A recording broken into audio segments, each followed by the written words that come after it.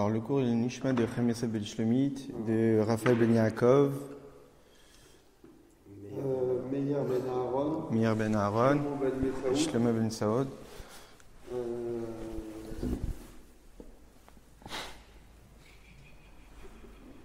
Léo Nishmat. Oui, Léo Nishmat, Smadja. Léo Smadja.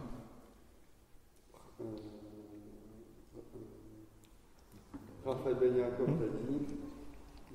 Raphaël Eliaou Ben Sultana. Raphaël Eliaou Ben Sultana. Stéphane Boaziz. Et Joël Batester. Joël Batester. Nishmat Atzra Mitzra Chaim. Efroy Shelema. Israël Chaim Ben Yosef. Akiva Yosef. Akiva Yosef. Ben Dan Yaakov. Ben Dan Yaakov. Il y a une Efroy Shelema. Alors, la paracha de cette semaine, c'est la paracha de Tetzavé, une paracha très intéressante.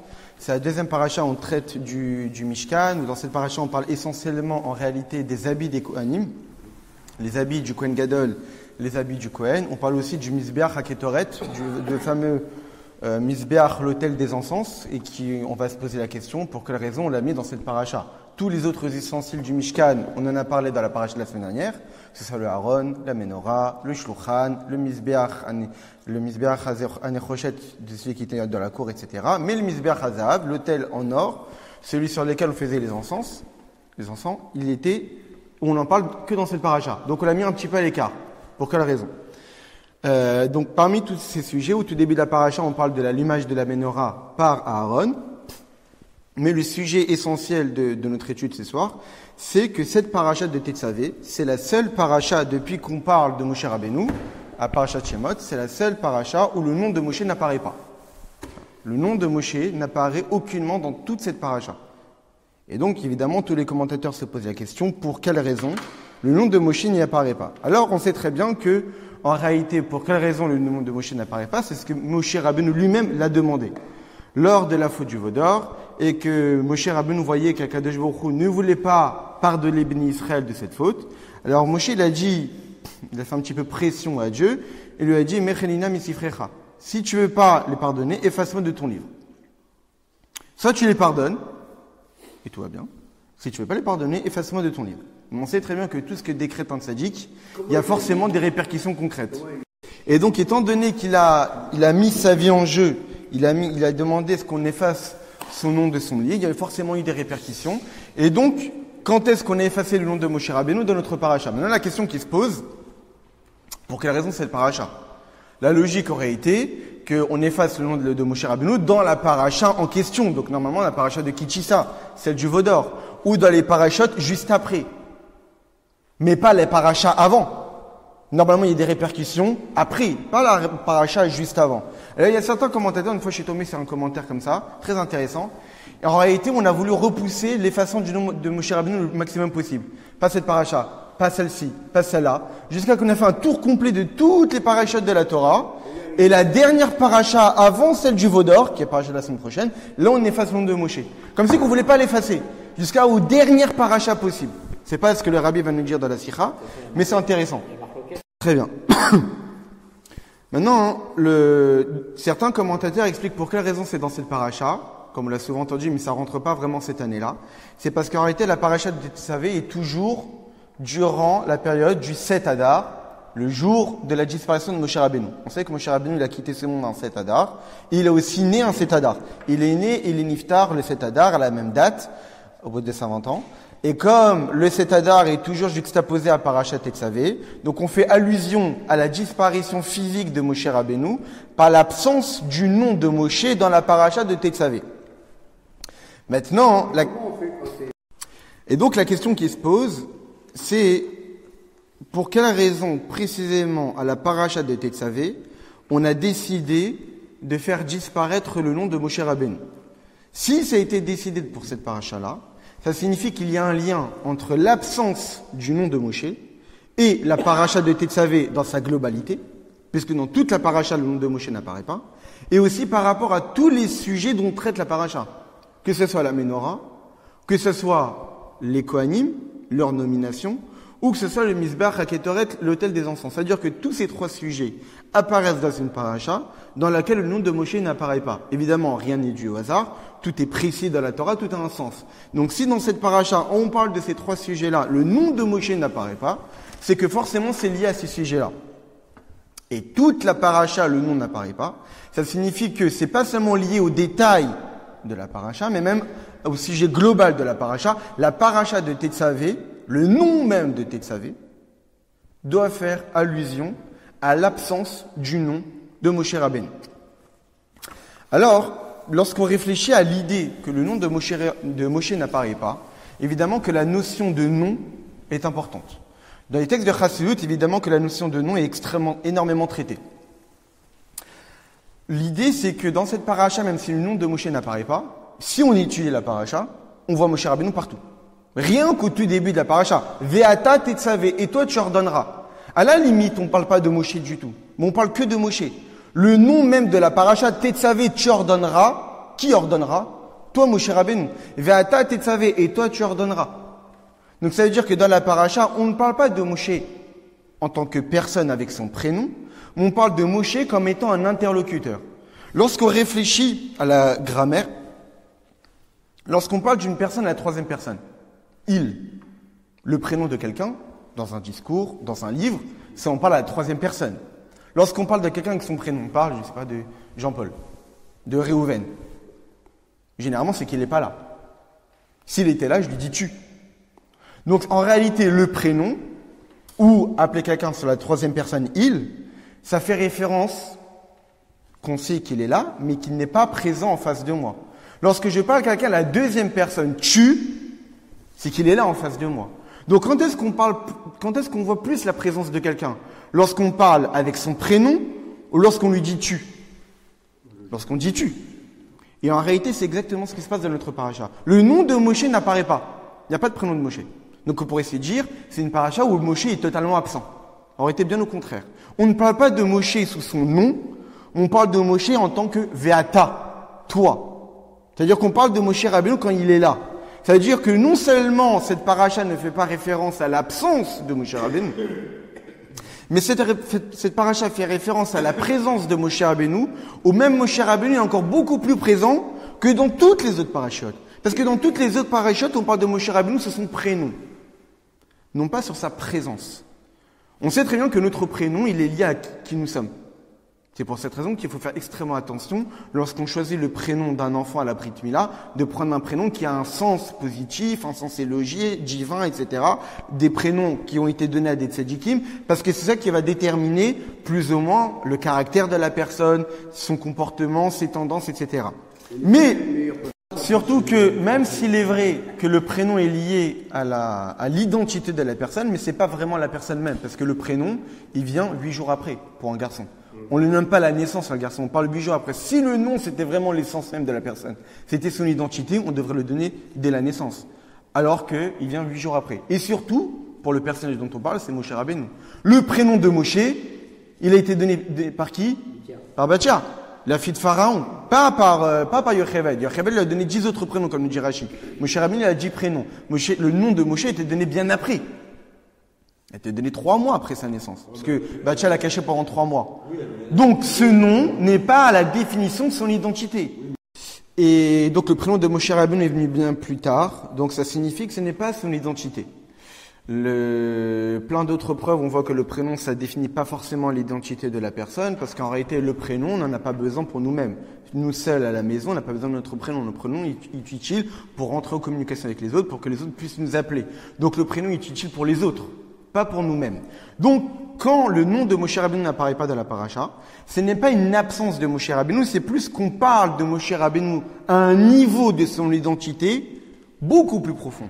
C'est que dans les autres parachutes, on parle du prénom de Moshe Rabbeinu, c'est qui il est, mais dans son aspect extérieur. Dans notre paracha, où le nom de Moshe Rabbeinu n'apparaît pas, c'est pas qu'on le met de côté, c'est qu'on l'oublie, c'est qu'il n'est pas là. C'est qu'il est tellement là, qu'il est en train de dévoiler son essence, que son prénom ne peut pas la dévoiler. Le prénom est d'une certaine manière est un outil pour l'extérieur, mais pas utile pour l'intérieur. Dans la paracha de Vatat Tetzavé, le Moshe Rabbeinu est encore beaucoup plus présent que dans toutes les autres parachutes. Et c'est ça en réalité le lien avec le Zayin Hadar, les Istalkut de Moshe, les Istalkut, le jour de la disparition de Moshe Rabbeinu. Parce qu'on sait très bien que le jour de la disparition d'un tzaddik, ce n'est pas qu'il disparaît, comme la Zaken explique dans le Tanya. Dans le Tanya, la Zaken, il rapporte le fameux Zohar, qui nous dit que quand un tzaddik quitte ce monde, il yachir mebechayoui. Il est encore beaucoup plus présent que de son vivant. Pourquoi? Parce qu'un tzaddik, l'essentiel de sa vie, c'est spirituel. Comme dit la Zaken dans le Tanya, l'essentiel d'un tzaddik, c'est son amour de Dieu, sa crainte de Dieu et sa émouna. C'est ça l'essentiel de la vie d'un tzaddik. Mais quand un tzaddik est vivant sur terre, il a son corps. Son corps est une enveloppe corporelle physique qui limite ses capacités spirituelles. Lorsqu'un tzaddik quitte ce monde, il a perdu son enveloppe corporelle, mais en réalité, il n'a pas quitté ce monde.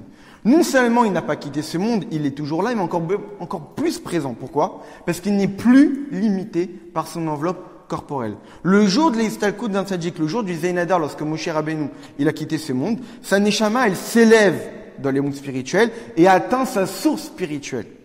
C'est pour cette raison qu'on lit, c'est pour cette raison que le 7 Hadar est souvent une date qui tombe durant la semaine de Parashat Vatat Tetzavé. Pas cette année-là, mais dans la majorité des années, c'est le cas. Pourquoi? Parce qu'on voit le lien. Dans la Parashat de Vatat Tetzavé, le nom n'apparaît pas. L'extérieur. Comme le corps de Moshe qui a disparu le jour du 7 Hadar. Mais il est encore plus présent que de son vivant, parce que dans la Parashat de Vatat Tetzavé, le nom n'apparaît pas, mais sa présence est encore beaucoup plus impactée, beaucoup plus flagrante. Au tout début de la paracha, Vatat Tetzavé, et toi tu ordonneras. Et comme on va l'expliquer par la suite. Donc ça, c'est une première explication. Pourquoi, dans la paracha de Vatat Tetzavé, le nom de Moshe n'apparaît pas? Parce que c'est lié au 7 Hadar, le jour de la disparition de Moshe Rabbeinu. Maintenant, ce qu'on va essayer de s'intéresser, c'est pour quelle raison Moshe a demandé à ce qu'on efface son nom. Il y a eu le veau d'or. Les Bnei Israël ont fauté, pas n'importe quelle faute, la plus grave des fautes, l'idolâtrie, juste après avoir reçu la Torah. Ils se sont complètement dépravés, etc. Et Dieu ne souhaite pas pardonner son peuple, il souhaite exterminer tout le peuple et reconstruire le peuple d'Israël à partir de Moshe Rabbeinu. Moshe Rabbeinu, qu'est-ce qu'il dit? Très bien, efface-moi de ton livre. Or, on sait très bien que le livre dont on parle ici, c'est la Torah. C'est un sujet qu'on avait déjà étudié. Or, pour Moshe Rabbeinu, c'est quoi l'essentiel de sa vie? C'est la Torah. Torah tout Moshe. Moshe Rabbeinu, il a donné sa vie pour la Torah. Il est monté 40 jours et 40 nuits sur le Sinaï, sans manger, sans boire. D'après certains textes, il en a souffert. Pendant 40 jours, il n'a pas mangé, il n'a pas bu. D'après certains textes, il en a souffert. D'après d'autres, il a atteint un niveau d'ange, etc., où il n'avait plus besoin de manger. D'après d'autres, sa neshama a quitté le corps, etc. Bon, mais d'après certains commentateurs, il en a souffert de cette période-là. Donc il a donné sa vie pour la Torah. On dit Torah de Moshe, la Torah de Moshe. Torah Tzivala nous Moshe. La Torah que Moshe nous a ordonnée, au point que dans la plupart du temps, on dit la Torah de Moshe, même pas la Torah de Dieu. Même si on sait très bien que c'est la Torah de Dieu. Mais on dit la Torah de Moshe. Torah Moshe, Misinaï, Musara, Yoshua, etc.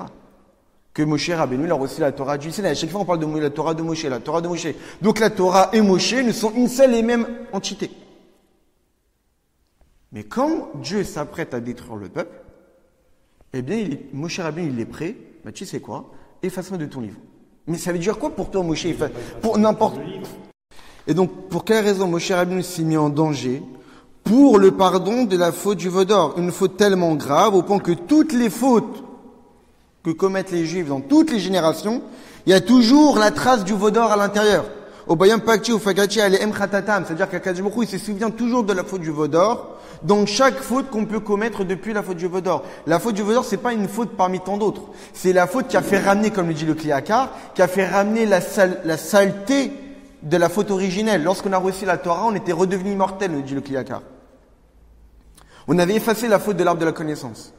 Et la faute du veau d'or a fait revenir cette saleté, cette zoéma. On est redevenu des mortels. À cause de la faute du veau d'or. Et la faute du veau d'or est toujours présente dans chacune de nos fautes qu'on peut commettre, Hazvé Shalom. depuis la faute du veau d'or. Pour cette faute gravissime, Moshe Rabbeinu a mis sa vie en jeu. Pour des juifs mécréants, renégats, qui se rebellaient contre Dieu, juste après avoir reçu la Torah, ils se sont rebellés à Dieu, en faisant un veau, en disant c'est lui qui nous a sortis d'Égypte, le veau d'or, pas Dieu, le veau d'or, et Moshe Rabbeinu met sa vie en jeu pour eux. C'est osé. Il faut aussi comprendre le sens de cette demande de Moshe Rabbeinu. Si tu ne veux pas les pardonner, efface-moi de ton livre. Mais kol la Torah kola, de toute la Torah. Quel est le lien avec cette demande? Pour quelle raison que si Dieu ne pardonne pas les bénis Israël, alors efface-moi de ta Torah? Pourquoi? C'est quoi cet argument? Alors, il y a Rashi qui explique,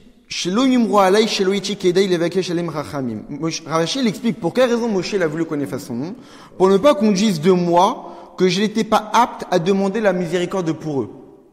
Genre, tu veux pas les faire pardonner, alors efface mon nom de ton livre, parce que ça l'a fait mal. Alors, t'as pas pardonné le peuple, il y a mon nom qui apparaît. C'est-à-dire que quoi, j'étais incompétent, j'ai pas réussi, enlève-moi mon nom. Le rabbi n'accepte pas trop cette réponse, parce que ça signifie que tous les arguments de Moshe Rabbeinu, c'est pour ses intérêts personnels. Par rapport à moi, à ma stature de chef, pour ne pas qu'on puisse croire que j'ai pas été compétent, alors effaçons mon livre. Non.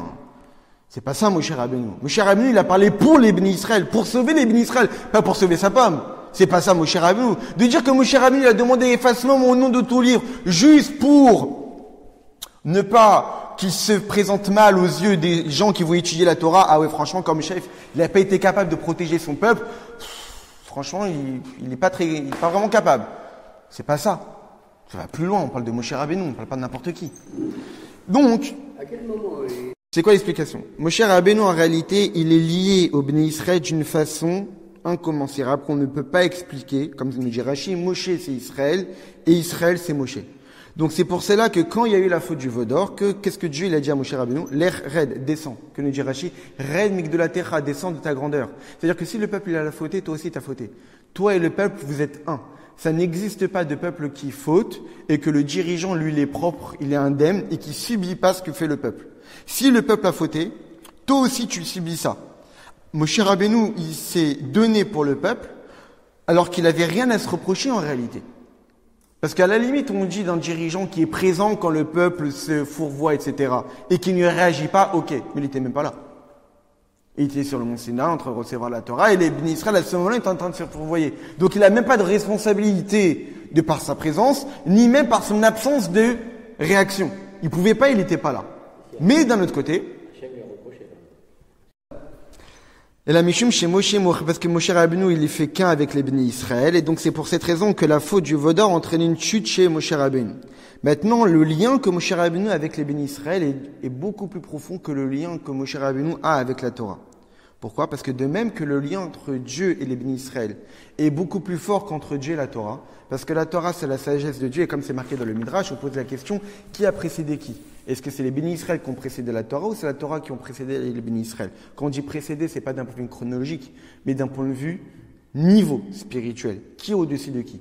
Conclusion du Midrash, dans Tana d'Ebiliaou, etc., que c'est les bénis Israël qui surpassent la Torah. Le fameux Midrash qui nous dit qu'un juif qui faute, il allait voir la chorma, qu'est-ce qu'il lui dit? Un juif qui faute, qui meurt. Il allait voir la prophétie, il sera poursuivi par le malheur. Il allait voir la Torah lui dit, qu'il offre un korban. Il allait voir Dieu lui a dit qu'il fasse les choix. Ça veut dire qu'en réalité, pour les bénis Israël, Akadosh Baruch Hu, il fait quelque chose que la Torah elle-même en est incapable. La Torah, aux yeux de la Torah, un juif faute, il n'y a pas de remède. À part un korban. C'est-à-dire qu'il y a forcément quelque chose, il y a des traces. Dieu dit non. La teshuva. La fameuse explication du Maharal de Prague dans Netshiva Teshuva, que c'est comme quelqu'un qui a cassé le vase d'un roi, un citoyen, et qui va voir un ministre et qui lui dit j'ai cassé le vase, qu'est-ce que je fais?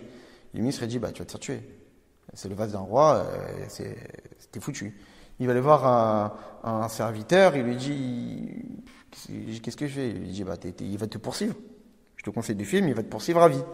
Il va voir un conseiller, un proche du roi, il lui dit, je sais pas, peut-être offre un cadeau au roi, peut-être qu'il va te gracier, etc. Il va voir le roi, il lui dit, t'inquiète pas, je sais utiliser des vases cassés.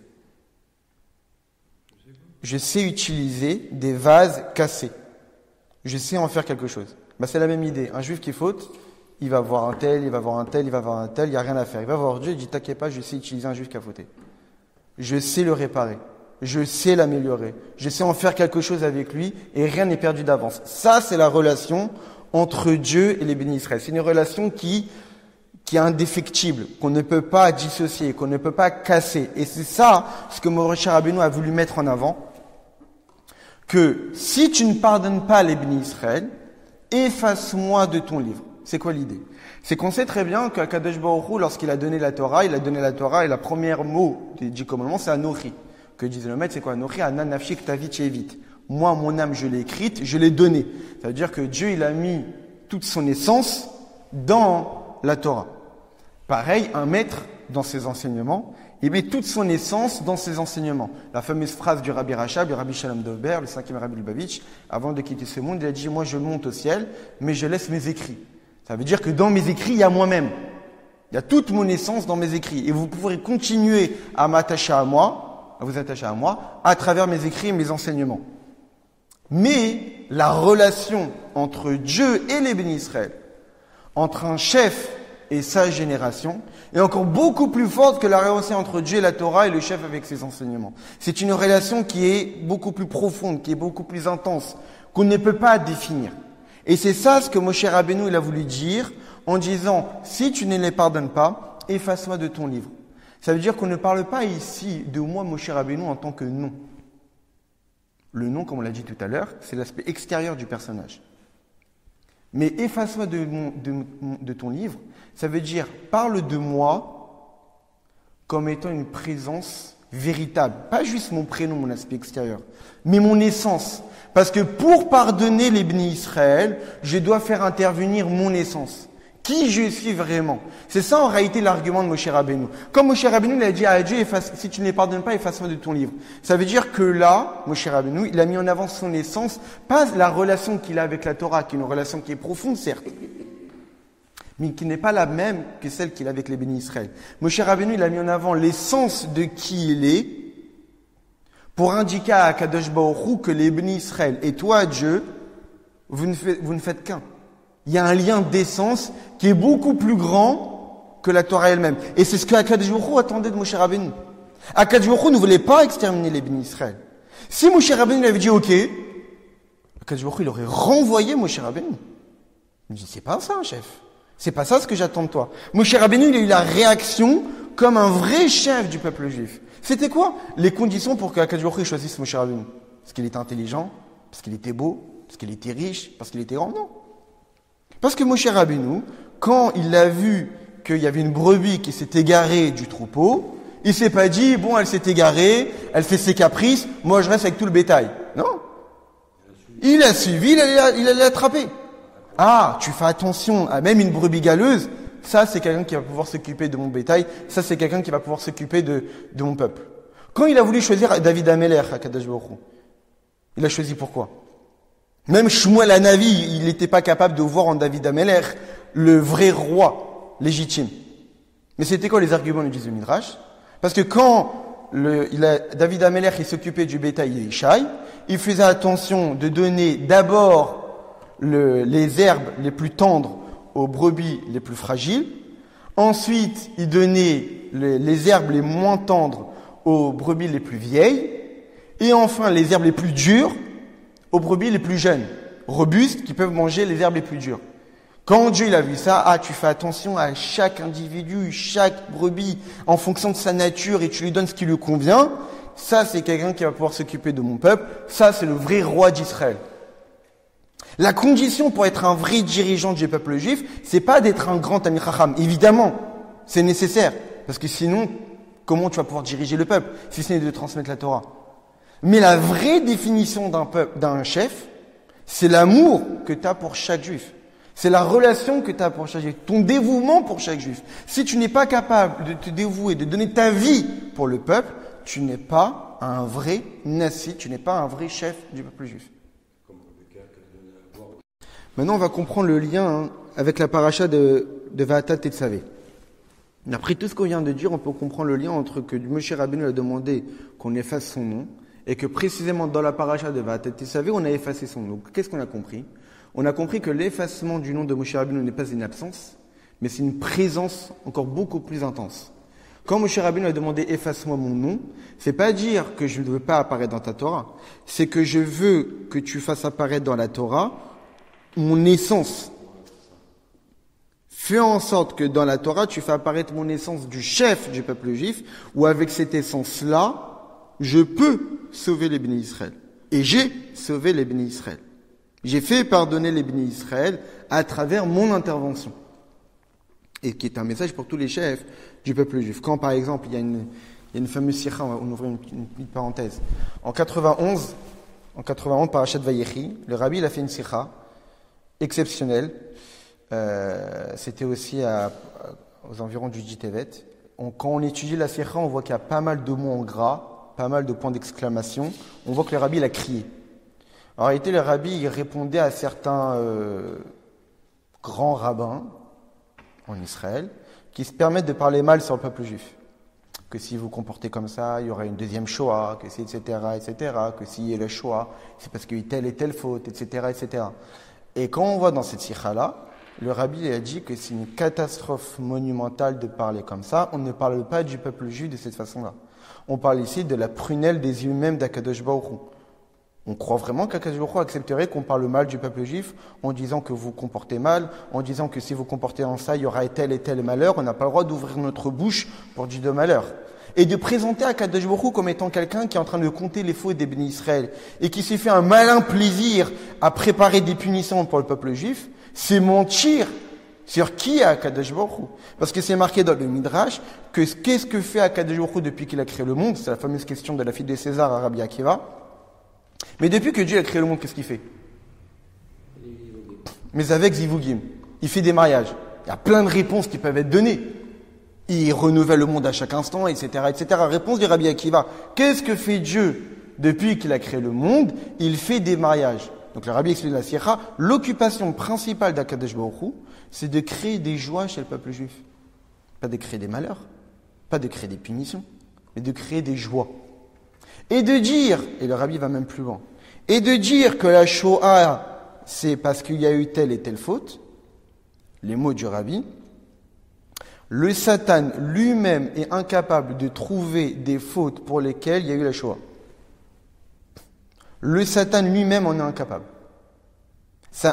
La Shoah n'a pas été la conséquence de fautes. La Shoah a été la conséquence de décrets de Dieu qu'on ne comprend pas. Pas à cause des fautes. Parce qu'aucune faute ne peut entraîner des punitions pareilles. On reste avec une question, sans réponse. Mais de trouver des raisons à des catastrophes que le peuple juif peut connaître, surtout dans ces dernières générations, sachant que d'après le Rizal, d'après les textes de Kabbalah, etc., normalement, notre peuple ne devrait plus connaître de catastrophes depuis même l'époque du Rizal. Et malheureusement, on en a connu. Ce n'est pas à cause de fautes. C'est à cause des raisons que Dieu seul connaît. Et donc c'est ça le lien avec Parashat Tetzavé, parce que dans Parashat Tetzavé on dit Va'ata Tetzavé de Ben Israël, et toi tu ordonneras, toi, l'essence même de Moshe Rabbeinu, Tetzavé, c'est-à-dire tu ordonneras. Mais Tetzavé c'est aussi Tzavta, attaché. Toi tu attacheras les Béné Israël à Kadosh Baruch Hu. C'est ça le début de la Parasha. Va'ata Tetzavé de Ben Israël. Parce qu'en réalité on se pose la question, et toi tu ordonneras. Mais non, c'est pas Moshe Rabbeinu qui ordonne. Qui ordonne? C'est Dieu. Ça avec Ben Israël, tu ordonneras, etc. C'est quoi ce début de paracha assez étrange où Dieu il dit à Moshe Rabbeinu, tu ordonneras à Ben Israël. Mais c'est pas lui, c'est pas Moshe qui ordonne. Moshe Rabbeinu c'est l'intermédiaire, il transmet, il ordonne pas. C'est quoi toi tu ordonneras? C'est parce qu'il faut pas lire Tetzavé dans le sens ordonné, faut lire Tetzavé dans le sens attaché. Toi tu attacheras les Ben Israël à Dieu. L'attachement des Ben Israël à Kadosh Baruch Hu ne passe que par Moshe Rabbeinu. Parce que uniquement Moshe Rabbeinu, qui lui donne sa vie au peuple juif, est capable de faire attacher le peuple juif à Dieu dans n'importe quelle circonstance. Et aussi, surtout, comme c'est expliqué dans le texte de Chassidut, que Moshe Rabbeinu il est appelé dans le Zohar Re'aya Me'emna, le berger fidèle. Mais Re'aya Me'emna, c'est aussi Re'aya Me'emna dans le sens qui nourrit l'Eimuna. C'est-à-dire que la émouna que le juif il a envers Dieu, il nourrit uniquement par Moshe Rabbeinu. Le peuple juif, on a une émouna, ma'aminim b'nei ma'aminim, quand tu as dit tout à l'heure. Nous sommes des croyants, fils des croyants. Mais cette croyance-là qu'on a en héritage d'Abraham, Yitzhak et Yaakov, c'est une croyance qui est superficielle. Ça veut dire que dans certaines circonstances, cette émouna-là n'est pas assez forte pour nous aider à surpasser les épreuves. On donne souvent, par exemple, on voit dans la Gemara que quelqu'un, il s'apprêtait à voler, et avant de voler, il a demandé de l'aide à Dieu pour réussir son vol. Il y a un problème. Donc il croit en Dieu, mais il demande de l'aide à Dieu pour réussir son vol. C'est-à-dire qu'il a une émouna qui est superficielle. C'est-à-dire tu crois en Dieu, mais Dieu, tu le lis pas à ta vie concrète, à ta vie quotidienne. Il y a Dieu d'un côté, tu sais qu'il est là. Tellement que tu sais qu'il est là, que tu lui demandes de l'aide. Mais pourquoi pour faire le contraire de sa volonté? C'est qu'il y a un problème ici. Alors que l'intervention de Moshe Rabbeinu, c'est quoi? C'est de rendre cette émouna pnimite, de rendre cette émouna profonde. C'est ça, en réalité, nous, le peuple juif, on ne peut croire en Dieu que parce qu'on a Moshe Rabbeinu. Vayaminu ba'Hashem ou Moshe Avdo. Ils ont cru en Dieu et en Moshe son serviteur. Pour quelle raison il y a besoin de préciser en Moshe son serviteur? On a cru en Dieu, point. Non. Pour croire en Dieu, faut croire en Moshe. On ne peut être attaché véritablement à Kadosh Baruch Hu, Tetzavé, que si a levé à Tetzavé. Si toi, tu vas attacher les Bnei Israël, sans toi, Moshe Rabbeinu, les Bnei Israël ne sont pas attachés à Kadosh Baruch Hu. Sans un chef de la génération, sans le tzaddik de la génération, sans le Nassiador, les Bnei Israël ne sont pas totalement attachés à Kadosh Baruch Hu. Il y a forcément besoin de l'intervention du Moshe Rabbeinu. Et donc, c'est ça l'idée que dans notre paracha, le nom de Moshe n'apparaît pas. C'est parce que le nom de Moshe Rabbeinu, c'est l'aspect extérieur de Moshe Rabbeinu. Comme on le voit par exemple, on sait très bien que la Neshama, elle a différents noms. Nefesh, Ruach, Neshama, Chaya, Yechida. On dit Chamisha Shemot Nikreula. Elle a 5 noms. Ce sont des noms. Dans le paracha, le nom de Moshe n'apparaît pas. Mais l'essence de Moshe Rabbeinu, l'essence de la Neshama, elle est présente. Et puisque l'essence de la Neshama de Moshe Rabbeinu, elle est présente, lui, il sera capable d'attacher l'essence même du peuple juif à Kadosh Baruch Hu. Très bien. Maintenant, c'est ça aussi le lien avec le début de la paracha et la Menorah. Qu'est-ce qui est marqué? Va'ata tesav ve'ito tu ordonneras, ve'ikru elecha shemen la lot l'ertamin. Ils prendront pour toi de l'huile pour éclairer la Menorah. Question, ils prendront pour toi de l'huile. Pour qui? Pour toi, Moshe. Qui allume la Menorah? Aaron. Quel rapport avec toi, non? Encore, tu te sens concerné, Moshe Rabbeinu. C'est quelque chose qui est réservé à Aaron. L'allumage de la Menorah, c'est pour Aaron, c'est fait par Aaron, etc. Pourquoi tu mets ton grain de sel? Pourquoi Kadosh Baruch Hu, il dit à Moshe Rabbeinu, Veikru elecha shemen zaïdzach, ils prendront pour toi, Moshe, de l'huile d'olive, que tu transmettras à Aaron pour allumer. Qui donne directement à Aaron? Pourquoi passer par Moshe? Encore Moshe Rabbeinu? Parce qu'en réalité, on parle ici d'allumer la Menorah, qui est le rôle de Aaron. Aaron mitzadatzmo mashpia yehudim shem bifchnat nerot. Aaron de lui-même, en tant que Kohen, le rôle d'un Kohen, c'est quoi? C'est d'élever le peuple juif. On dit dans la Kabbalah que Moshe Rabbeinu, c'est le Melech, c'est le roi, et que Aaron, le Kohen, c'est Matronita, c'est la reine. Dans le sens où le roi, on sait très bien que le masculin, ça va du haut vers le bas, et que le féminin, ça va du bas vers le haut. Ça veut dire que Aaron, son rôle, c'est d'élever le peuple juif. Mais Aaron, il allume qui? Il allume des bougies. Ça veut dire des personnes qui sont susceptibles d'être allumées.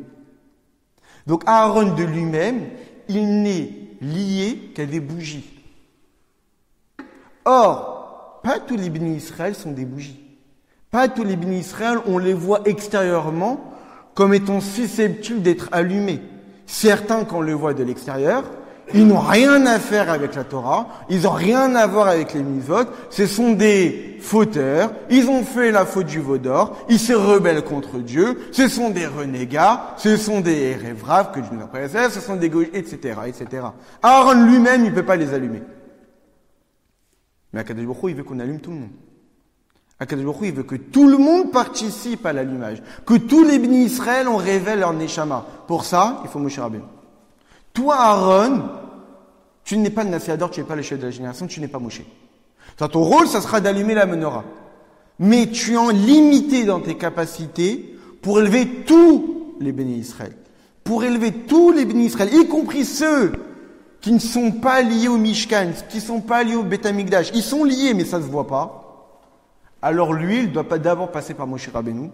Et Moshe Rabbeinu va te transmettre l'huile. Parce que uniquement en passant par Moshe Rabbeinu, alors à Filou Apshuchim Beyoter, même les Juifs les plus simples, seront liés à Torah et Mitzvot. Et là, toi, Aaron, tu vas pouvoir les allumer.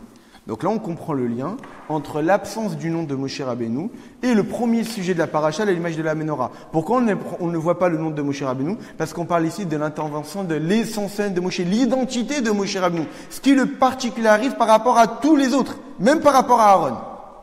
Quelle est la hauteur de... Alors, d'après ce qu'on vient de dire, on peut comprendre aussi le lien avec le fait que le nom de Moshe Rabbeinu n'apparaît pas dans la paracha avec tous les autres sujets. On parle aussi de la nomination des Kohanim. Ata akrev elecha, et toi, encore une fois, akrev, tu rapprocheras, elecha, de toi, et Aaron et ses enfants, lecha anoli, pour pouvoir me servir. Donc on parle de nommer Aaron en tant que Kohen, avec ses enfants, qui intervient, Moshe Rabbeinu encore, et toi, tu approcheras Aaron de toi, combien? Encore, on met Moshe Rabbeinu dans le sujet, alors ça ne le concerne pas. On continue. Vasita, et toi, tu feras, Bigdei Kodesh, l'Aaron, Achicha, et toi, tu feras les habits d'Aaron, ton frère. On sait que c'est ton frère, encore, on précise qu'il est lié à toi. C'est toi qui vas faire les habits. Aaron, ton frère, tu vas les rapprocher de toi, tu vas le prendre. Ça suffit. Ça a poussé de la jalousie. C'est quoi le sujet d'Aaron à Cohen? C'est quoi Aaron à Cohen? C'est quoi la Kihuna? Aaron à Cohen, c'est la Kihuna, c'est la prêtrise, c'est la Gdusha, c'est la sainteté, c'est le Mishkan, le tabernacle, etc. Et donc, en réalité, un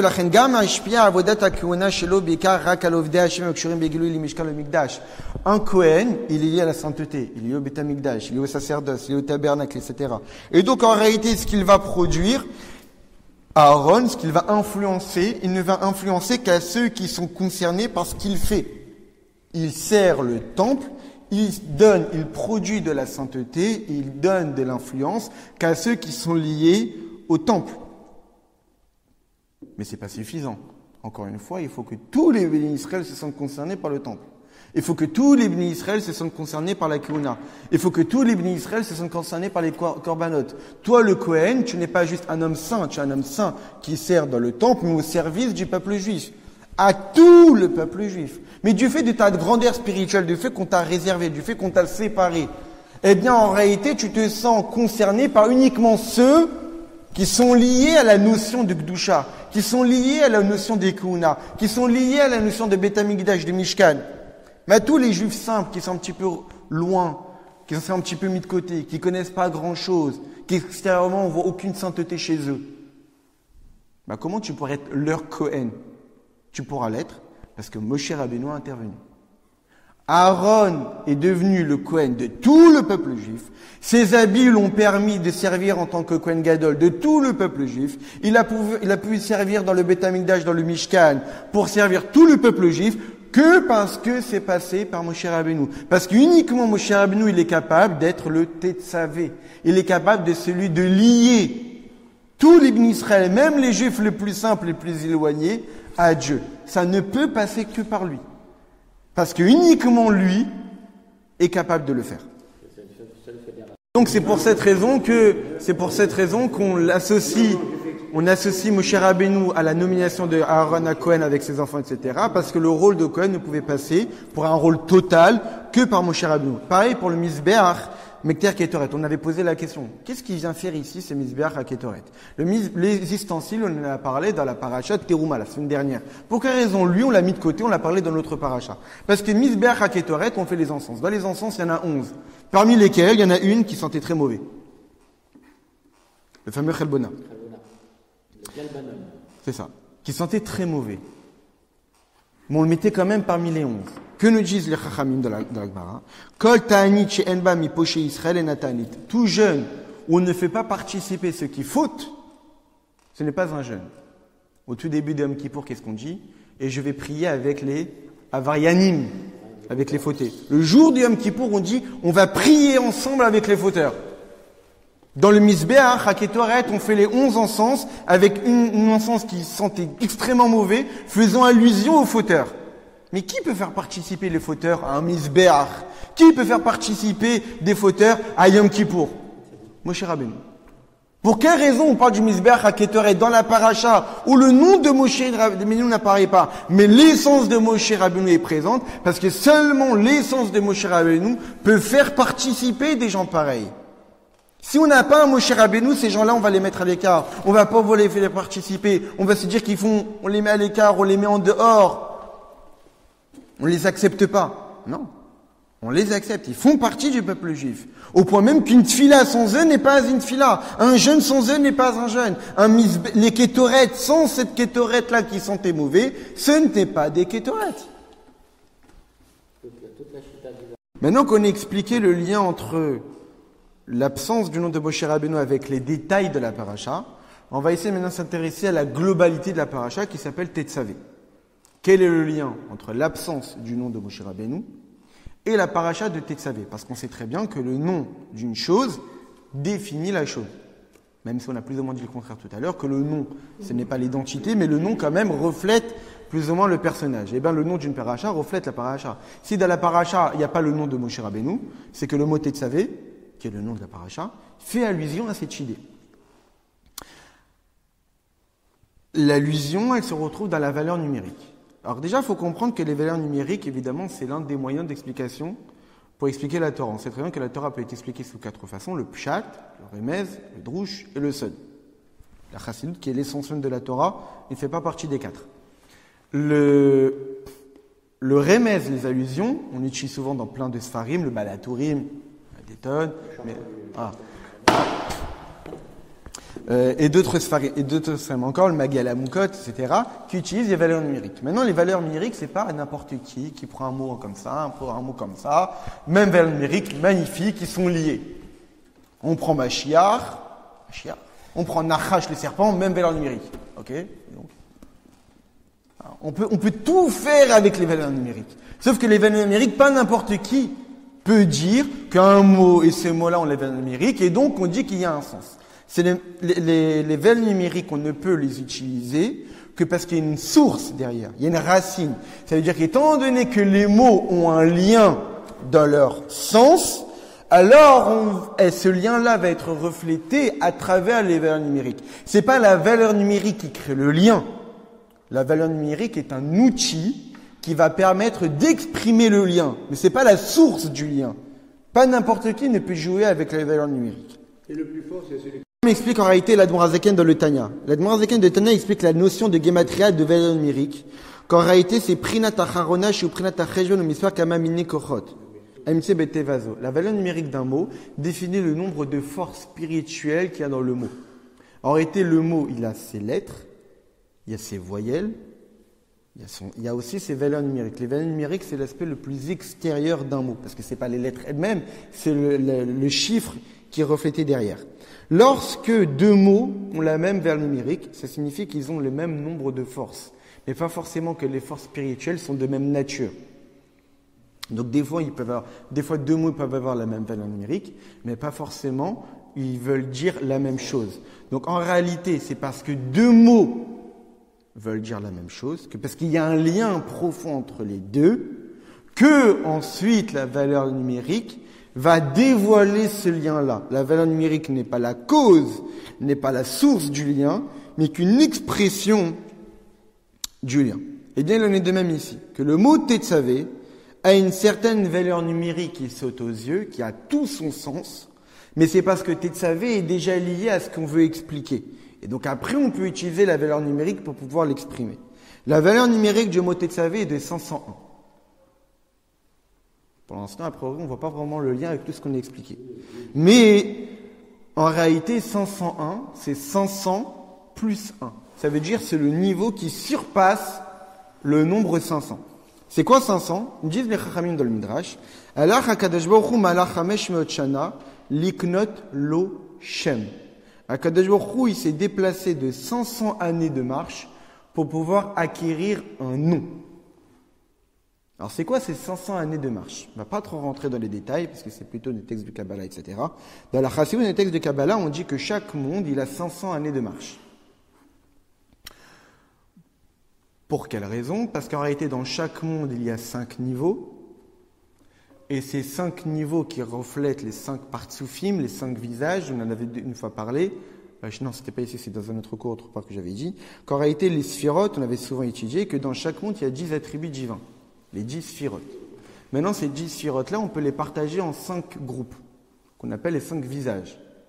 Parce qu'en réalité, les sphirotes, on peut les expliquer de 3 façons différentes. Soit en tant que nekudot, sphirotes ou partsoufim. Partsoufim, c'est les visages. Il y a le visage Achikyomin, il y a le visage Arichanpin, il y a le visage Abavima, il y a le visage Zeranpin, il y a le visage Nugva, qui sont les 5 visages, 5 regroupements de sphirotes. Donc chaque monde, il est partagé en 5. Non. Alors non. Dès le départ, dès qu'il y a Atat et Tsavé, déjà ça annonce qu'on ne peut pas afficher le nom Moshe. C'est ça. Dès le départ, le nom même de la paracha le reflète. Autre. De quoi? Recherche de plaisir. Le plaisir, en règle générale, c'est au-delà de toutes les capacités humaines. Le plaisir, c'est quelque chose qui est au-dessus de toutes les capacités humaines. De toutes les capacités, le plaisir, c'est ce qui est le plus puissant dans l'âme. Mais évidemment que ce qu'il faut rechercher, c'est le plaisir divin. C'est évident. Maintenant, dans nos parties d'âme, des fois, on a juste Nefesh Ruach, Neshama, Haya et Chida, on a pratiqué. Alors, dans le corps, ce qui est introduit dans le corps, ce qui s'introduit dans le corps, c'est uniquement la partie basse de notre âme qui est Nefesh Ruach Neshama. Les niveaux de Haya et Chida ne sont pas dans le corps, ils restent enracinés à notre source spirituelle, qu'on appelle le fameux Mazal, notre source spirituelle, et que dans certaines circonstances de notre vie, on dévoile ces niveaux-là. Il y a un petit pour, on dévoile Yechida. Lorsqu'on fait Messirot Nefesh, lorsqu'on se surpasse, lorsqu'on fait Teshuva, on dévoile Yechida.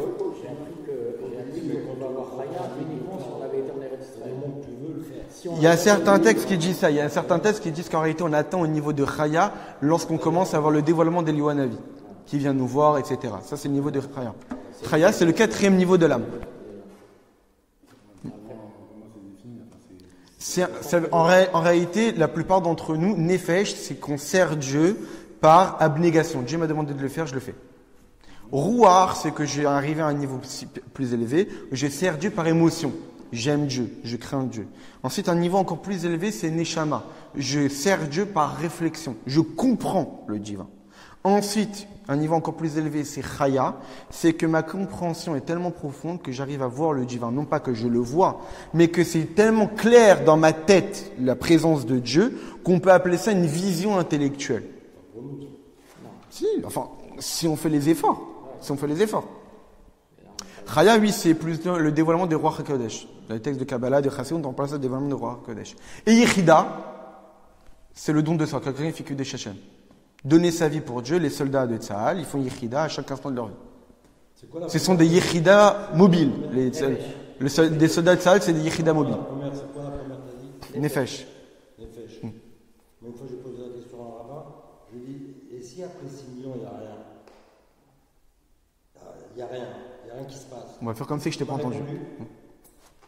Il m'a répondu, moi je fais ce que Dieu m'a demandé de faire, le reste c'est plus mon problème. Alors c'est plus son problème, certes, mais il faut quand même dire qu'il faut y croire, parce que s'il ne croit pas, il y a quand même un certain souci. Oui, on y croit. Oui, il ne faut pas poser la question. Donc ça, c'est la première valeur numérique qu'on a vue. Maintenant, intéressant, Parashat Tetzavé, il y a combien de versets? 101 versets. 101 versets, valeur numérique de Michaël. Et même valeur numérique que Me'aïn. Et Saïna il est Harim, Me'aïn, Yahweh Ezri. J'élève mes yeux au ciel, d'où va venir mon aide? Me'aïn. Dans la Chassidut, on explique que c'est pas une question. Me'aïn, Yahweh Ezri, d'où va venir mon aide? Non. C'est une affirmation. Me'aïn, du haïn, du néant, va venir mon aide. D'où va venir mon aide? Du néant, ça veut dire de Dieu qu'on ne peut pas définir, qu'on ne peut pas qualifier, que le seul moyen que j'ai de le définir, c'est néant. Valeur numérique 101. C'est quoi? C'est le niveau 1 qui surpasse les 100 autres niveaux. On sait très bien dans la Gemara, on dit que qui est appelé Eved Hashem, qui est appelé celui qui sert Dieu, celui qui n'utilise pas 100 fois, mais celui qui utilise 101 fois. Et quelle différence entre 100 fois et 101 fois? Ah, quoi, une fois, ça change tout? C'est parce qu'à l'époque, les gens avaient l'habitude de réviser chacune de leurs études 100 fois. Et donc, d'être capable de réviser 101 fois, c'est de se surpasser. C'est d'aller au-delà de sa nature. C'est ça la valeur numérique 101.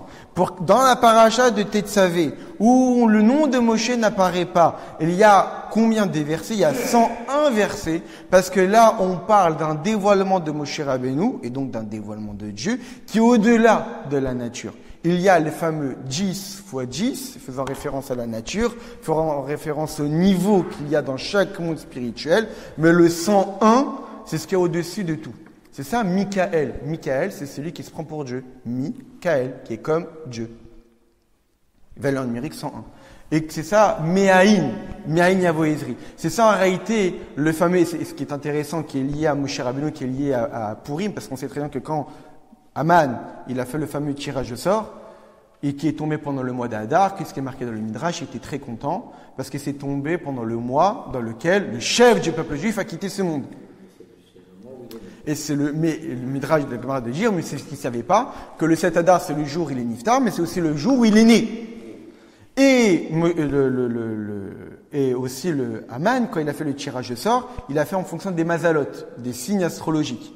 Et quand il est tombé sur le mois d'Adar, qui est pour signe le poisson, il était très content, parce qu'il dit que le poisson, ils sont bouffés par tout le monde.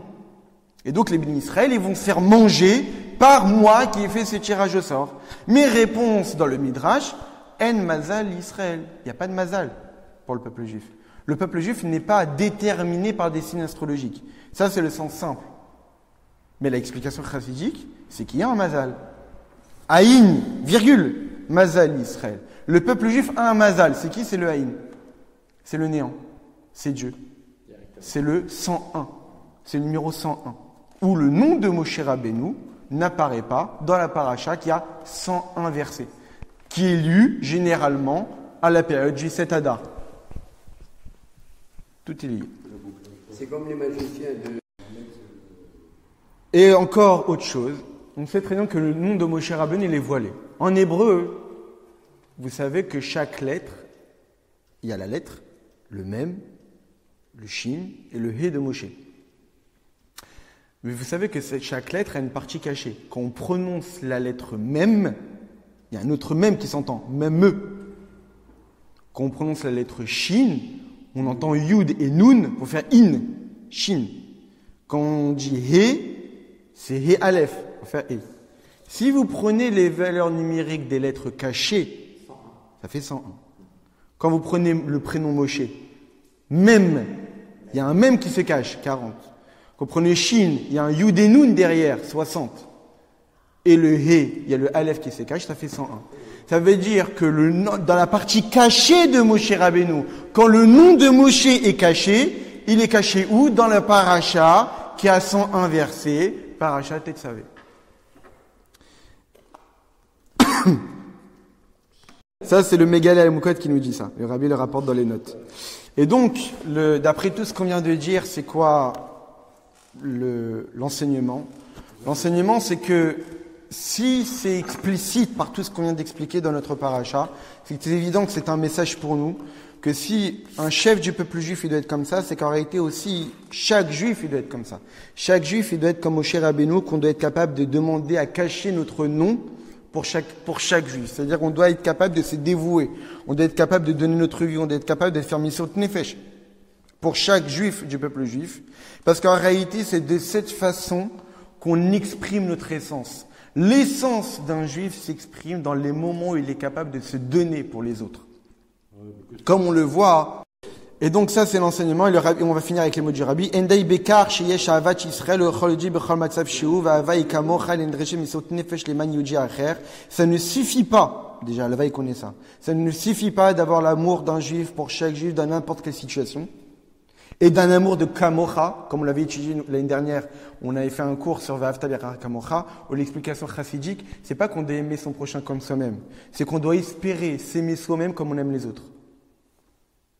C'est ça l'explication chassidique. C'est que tellement qu'on aime un autre juif, c'est qu'on espère s'aimer soi-même comme on aime les autres. Et le rabbi de dire, on doit s'efforcer de se dévouer pour un autre juif, oleman kol yehudi, pour chaque juif, on doit s'exprimer pour chaque juif, d'aimer toutes les créatures, même un juif, comme c'est expliqué en Chassidut, même un juif que sa seule qualité, c'est d'être une créature. Il a été créé par Dieu. Ben, il faut quand même l'aimer, parce qu'il a été créé par Dieu, et de le rapprocher de la Torah. Donc avec les deux dieux, qu'on puisse ressembler à Moshe Rabbeinu, et qu'on puisse retrouver Moshe Rabbeinu avec tous les musulmans.